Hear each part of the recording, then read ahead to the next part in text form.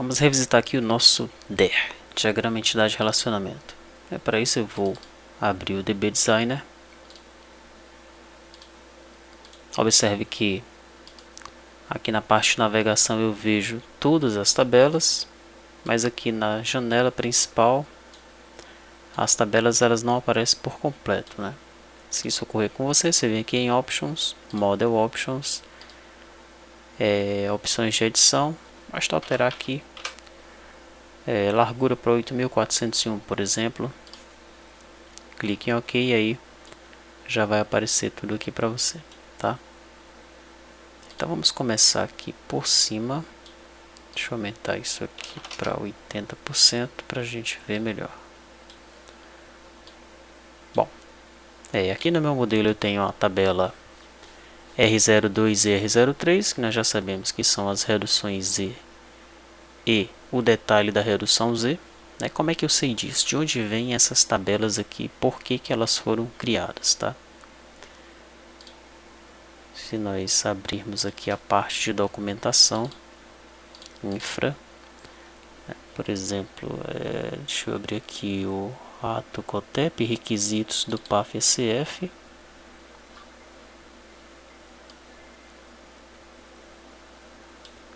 Vamos procurar aqui por R01, por exemplo.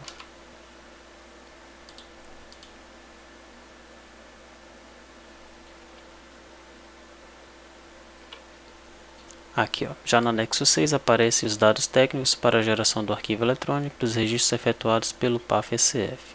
Ele vai dizer qual é o local de gravação, quais são os registros, o formato dos arquivos. E aqui ele começa a falar da estrutura do arquivo, tá? Então, o arquivo compõe-se dos registros R01, a identificação do ECF, do usuário do PAF-SF, da empresa desenvolvedora e dados do arquivo. É aquilo que a gente viu lá naquele link da Bematec, né? R02 é a relação de reduções Z. Observe que no meu modelo eu não tenho a tabela R01. Por que eu não tenho a tabela R01? Porque a identificação do ECF, do usuário, do PAF, da empresa desenvolvedora, isso aqui eu já tenho armazenado em outras tabelas. Então não preciso criar uma tabela R01. Tá? A tabela R02, que é a relação das reduções Z, isso aqui eu preciso armazenar. Tá? Então, toda vez que for emitida uma redução Z, eu vou armazenar os dados nessa tabela R02. Na R03 são os detalhes da redução Z. Ela é filha da R02, como nós estamos vendo aqui. A R02 é pai da R03. Eu também armazeno os dados na R03 quando eu emito uma redução Z. Tá?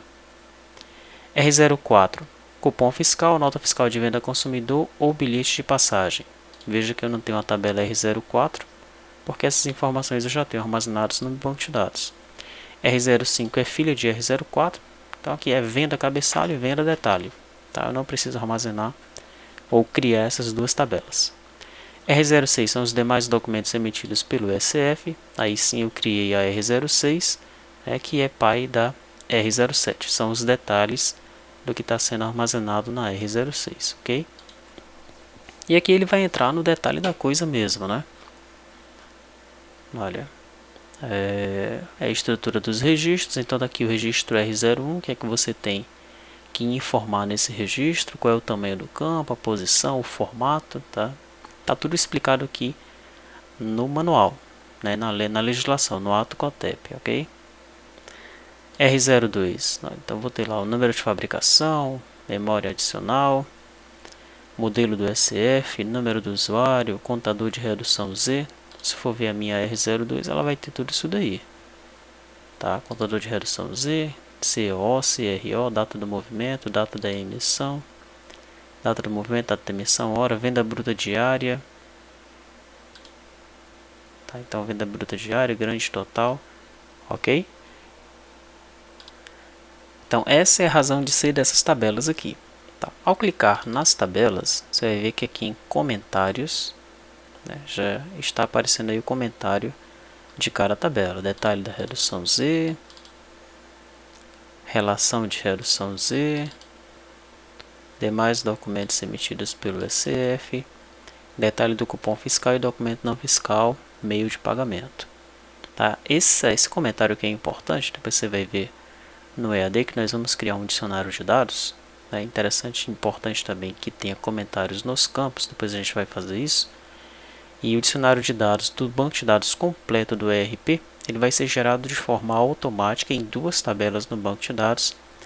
E esses comentários, tanto aqui do campo quanto da tabela, que serão armazenados nessas tabelas do dicionário de dados. Tá? A gente vai mostrar para vocês depois como é que nós vamos fazer isso. Bom, então entendido por que existem as tabelas R, né? São as tabelas do registro R da legislação do PAF-SF, tá?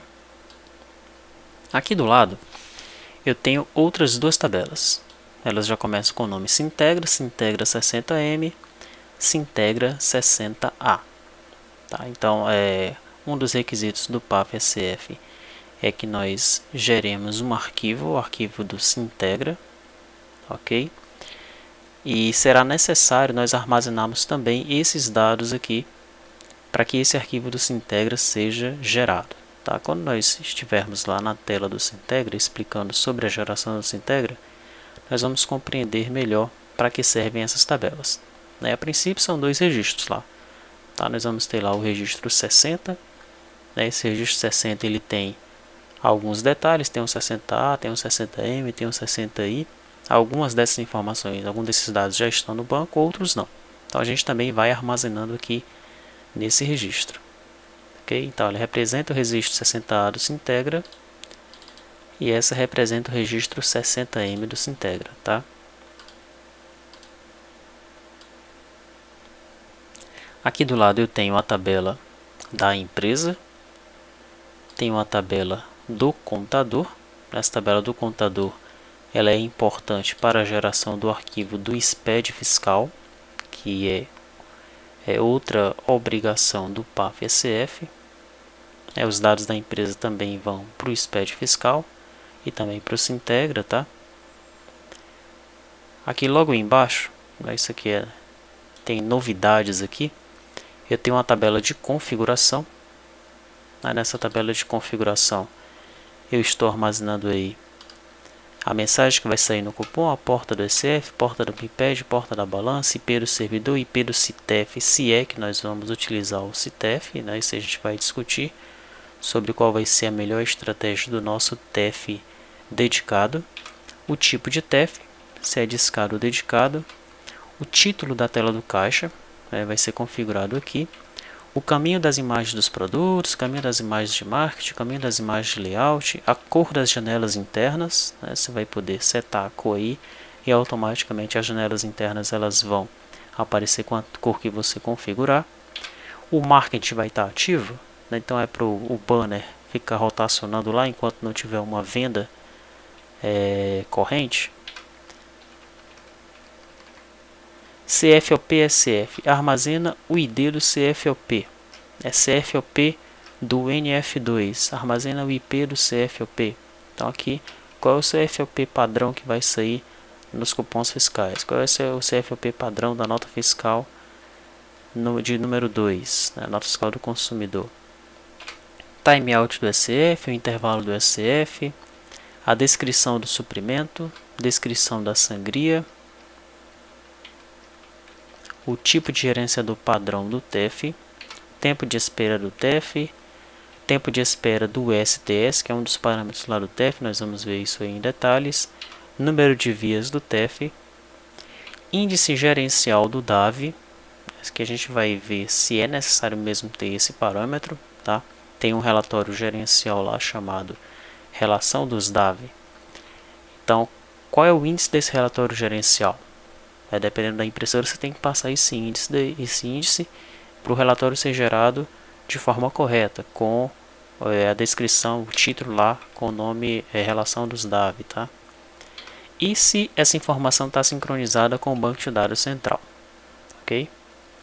Aqui em comentário, armazena as configurações do terminal de caixa, tá ok. Bom, do lado de configuração, nós temos a tabela SF Resolução. É nessa tabela SF Resolução que a gente vai dizer qual é a resolução da tela, qual é a largura e a altura e qual é a imagem que nós vamos utilizar. Tá? Depois a gente vai ver aí no banco de dados como é que essa tabela está preenchida.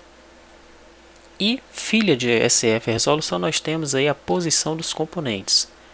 Então você vai colocar lá o nome do componente, a altura, a largura, o topo esquerda, a posição XY dele aí, o tamanho da fonte e o texto.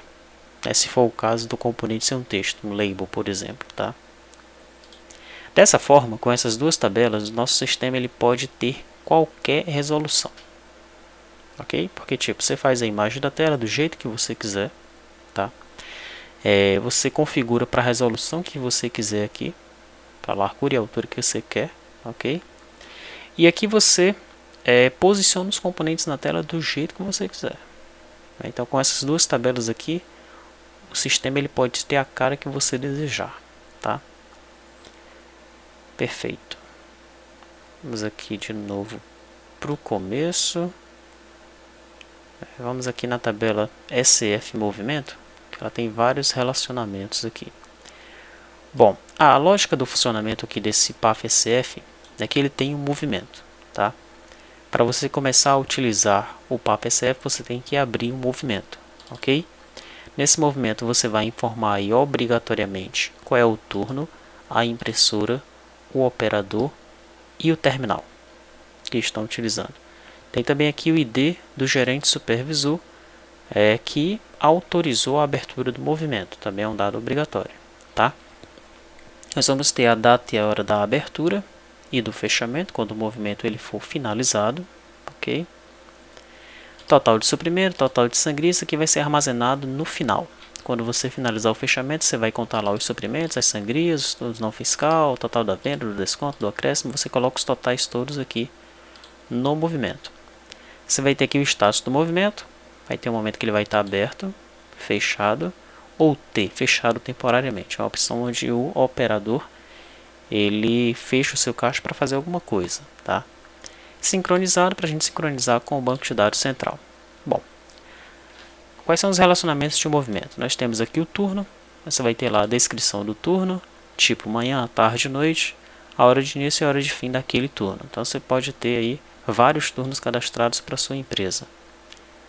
Nós temos os documentos emitidos para aquele movimento, temos o terminal daquele movimento, o operador, os recebimentos não fiscais, as sangrias e os suprimentos. E aqui do lado ainda a impressora daquele movimento. Na tabela de impressora, nós vamos armazenar várias informações de cada SF que estiver cadastrado na empresa, tá? Essas informações aqui, série, identificação, MC, MD, VR, tipo, marca, modelo, versão, LL, EF, MFD, as explicações estão aqui e você vai encontrar essas informações neste documento aqui, olha. Tabela Nacional de Códigos de Identificação de SF, tá? Então, por exemplo, digamos que você esteja utilizando uma Daruma. Então, vamos localizar aqui a Daruma. Pronto. Vou aumentar um pouco aqui. Aqui começou as Darumas, tá?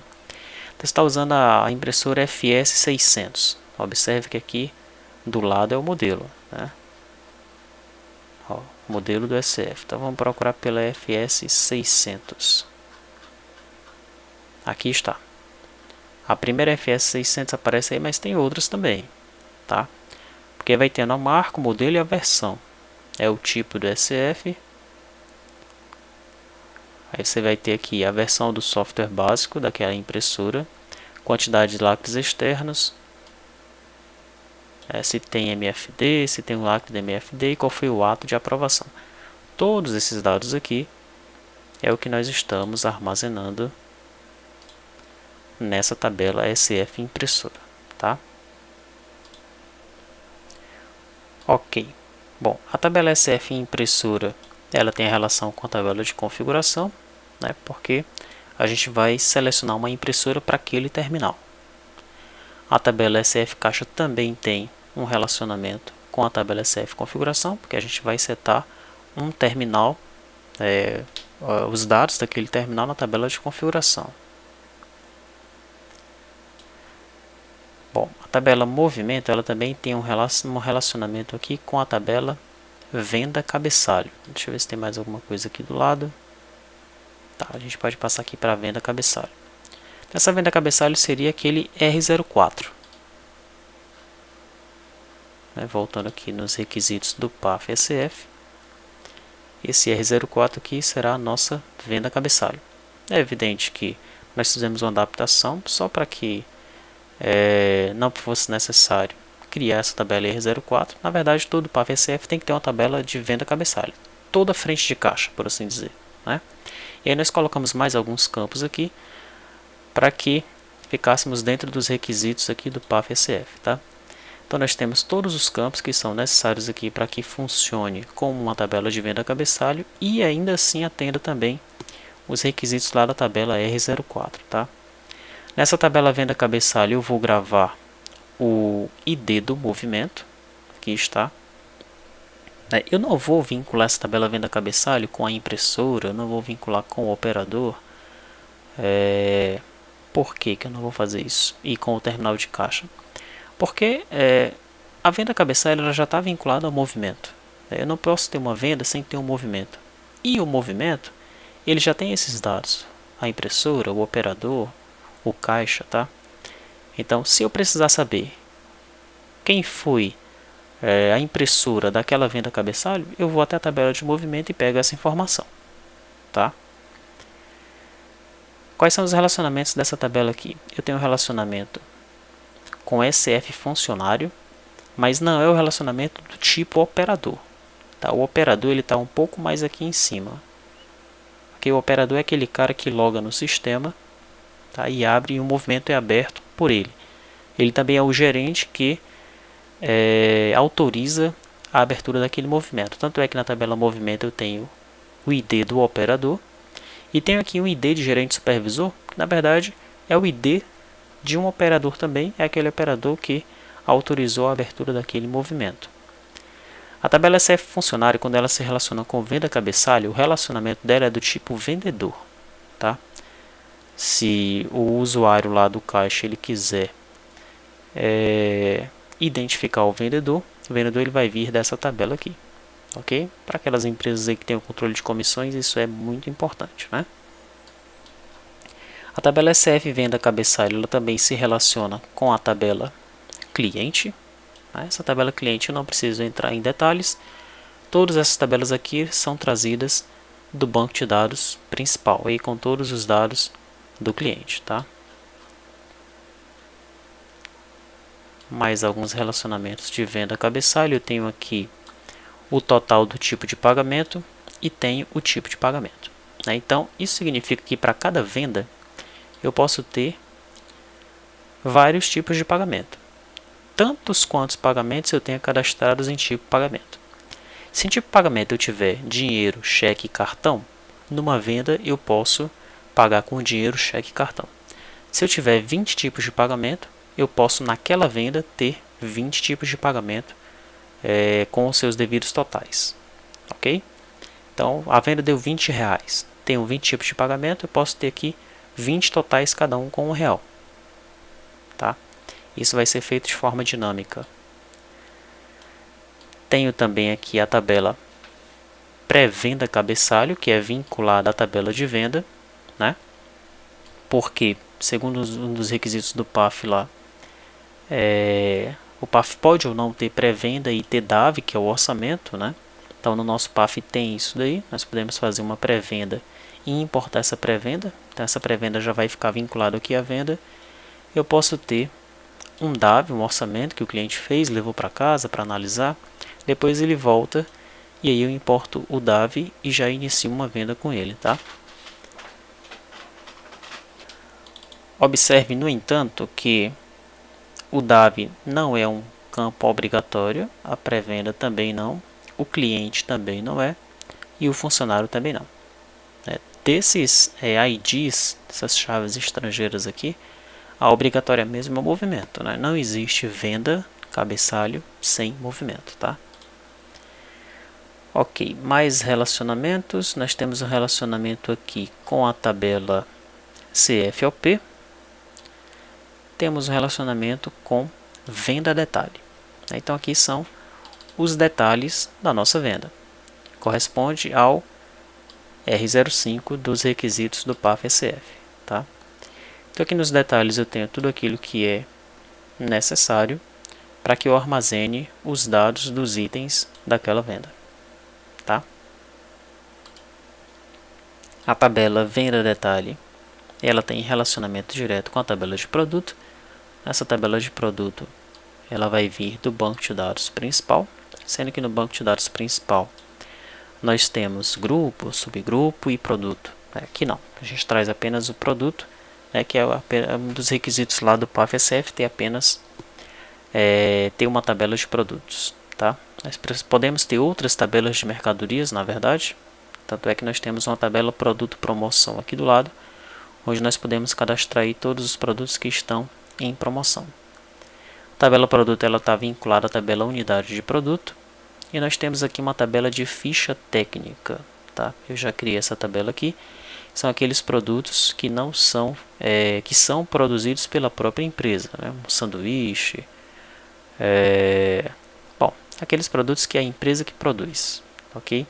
Então, no caso de um produto que faz parte da ficha técnica, a baixa de estoque, ela é dada pelos itens que compõem aquele produto, né? Porque você não vai dar baixa no sanduíche, você vai dar baixa no pão, no queijo, no presunto e por aí vai, tá? Nós temos a tabela NF2, cabeçalho e detalhe. Aqui está o detalhe dela, o cabeçalho dela, vamos ver onde que está aqui do lado.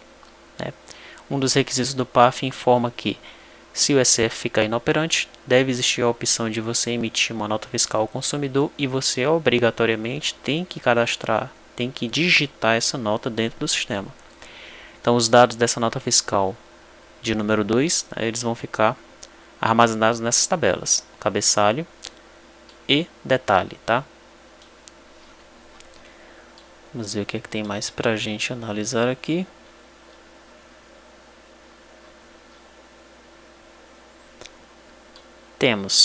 Nós já vimos que temos a pré-venda, cabeçalho, aqui é o detalhe da pré-venda. Temos o DAV cabeçalho, aqui é o detalhe do DAV. Né? Sempre as tabelas de detalhe elas se relacionam com o produto, né? Então venda detalhe se relaciona com o produto, DAV detalhe com o produto, pré-venda detalhe com o produto.